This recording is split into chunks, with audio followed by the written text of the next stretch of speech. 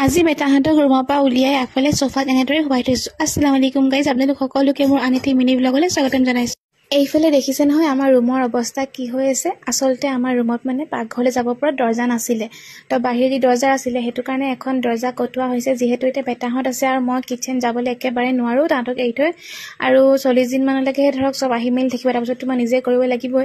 সেইকাৰণে দৰ্জা এখন কাটি দিছে যাতে মই কিটচেনটো ডাইৰেক্ট পাওঁ আৰু বেটাহঁতক যাতে বহুত টাইমৰ কাৰণে এৰি থৈ যাবলগীয়া নহয়, তাহাঁতক যাতে মই চাই থাকিব পাৰোঁ, সেনেকুৱা সুবিধাৰ কাৰণে। আৰু এইফালে চব পাৰ্চেল আহিছে। আজিকালি পাৰ্চেল অকল বেটাহঁতৰে আহে, আমাৰ একো বস্তু নাথাকেই। এইফালে মই দিছিলোঁ তাহাঁতৰ কাৰণে ডাইপাৰকেইটা আহিলে, কিন্তু ইমানেই বেছি দৌৰাদৌৰি যে মই চাবলৈও সময় নাই ঠিকে আহিছে নেকি। এতিয়া তেনেকৈ থৈ দিওঁ, পিছতকৈ চাম। আৰু এইফালে ৰুমৰ দৰ্জা কাটি হৈ গ'ল, ইমান ধূলি হ'ল নহয়। হাজবেণ্ডে আৰু বাবুৱে গোটেই ধূলি চাফা কৰিলে, আৰু সেইটো চকখন হাজবেণ্ডে পৰা জাৰি আছে, কিয়নো ধূলি বহুত সোমাই গ'ল যে সেইকাৰণে।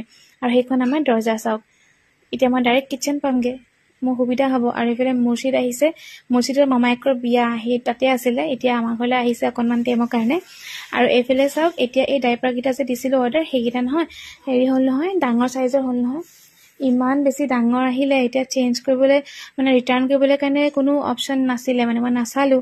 তাহাঁতি 3 মাহমান হ'লেহে পিন্ধিব পাৰিব, এতিয়া তাহাঁতলৈ মানে কোনো পধ্যে নহয়। তো সেইকাৰণে হাজবেণ্ডে কৈছে ভৰাই থৈ দিয়া, ওপৰত তুলি থৈ দিওঁ, যেতিয়া হাতৰ জোখৰ হ'ব তেতিয়া নমাই ল'ম, আৰু উপায় নাই। এনেই পইচাকেইটা সোমাই থাকিলে এতিয়া একো নাই বাৰু, এইটো লছ হোৱা বস্তু নহয়, এনেও লাগিবই যিহেতুকে, তাকে তুলি থ'বলৈ কৈছোঁ ওপৰত। আৰু তাৰপিছত হাজবেণ্ডে ভিডিঅ' কল কৰি আছে। আজিকালি চবে ভিডিঅ' কলে কৰে আমালৈ বেছিভাগ, বেটাটোক চাবলৈ কাৰণে। আৰু তাৰপিছত ৰাতি এইফালে হাজবেণ্ডে তাহাঁতক কলিমা পঢ়ি ধুনীয়াকৈ ফুকি দিয়ে, এয়া তাকে কৰি আছিলে। এটা বেটা শুই আছে, এটা অকণমান সাৰ পাই আছে, তাক কোচত লৈ আছে। আৰু আজি মিনি ব্লগত ইমানেই আছিলে, আকৌ লগ পাম দেই, বাই।